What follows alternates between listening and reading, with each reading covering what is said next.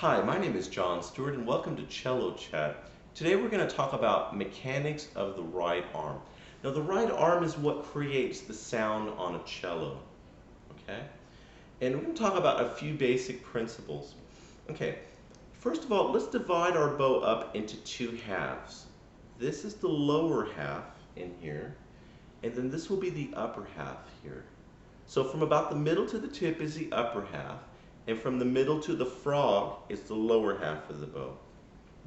Now when playing in the lower part of the cello, the lower part of the bow, excuse me, we're going to use primarily a shoulder motion. So look how I'm mostly playing from my shoulder. Most of the motion that I'm using to create the sound is coming from my shoulder, okay? Now, when we get up to about the middle to the tip, we're going to shift and use mostly our elbow. So watch this. So now I'm using mostly elbow. Okay? So you want to incorporate that. So one of the games that I like to play with my beginning students is in the lower part of the bow. I have them just play from the frog to the middle using primarily their shoulder. Shoulder, shoulder, shoulder, shoulder, shoulder, shoulder, right? And then when we feel comfortable with that, then we move to the upper part of the bow and we use forearm, forearm, forearm, forearm, forearm, forearm.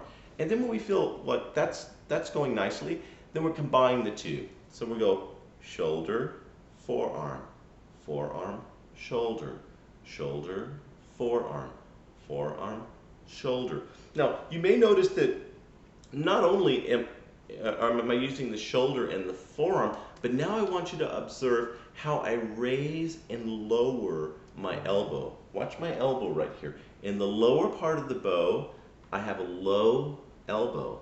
And then the upper part of the bow, I'll have a higher elbow, right? So let's watch this now.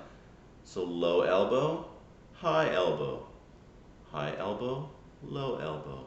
And it's a gradual thing. So I'm gradually raising and lowering my elbow. Now as you lower your elbow, you have to bend your wrist a little bit. So watch how I'm bending my wrist. This is in order to keep the bow straight. If we don't bend our wrist, the bow does some crazy things like this. You want to keep your bow primarily straight or parallel with the bridge. This is the bridge right here. I don't know if you can really see that. So, so I'm going to go ahead and play a couple of open string notes and notice how this all works together.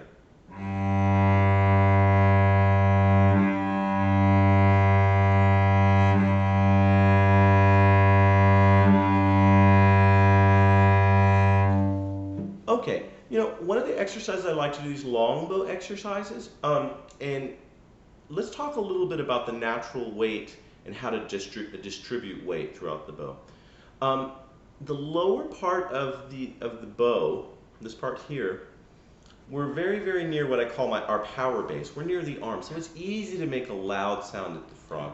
However, when we get up towards the tip, we're farther away from our power base. We're farther away from our arm, and so it's more difficult to make a very loud sound at the tip. So what you have to do in order to achieve evenness all the way through the bow, you need to think about perhaps being lighter or using less weight here and using more weight over here. So and so that's a gradual process. So I'm being light, and notice the elbow is low because I don't really need. If I'm doing this, I'm putting too much weight into the string, right? Then I'm raising and adding more weight, and then I'm relaxing with less weight. And what you achieve when you do this, when you do it correctly, is you get an even sound all the way through the bow stroke. Okay, well, thank you very much for listening, and till next time, thank you.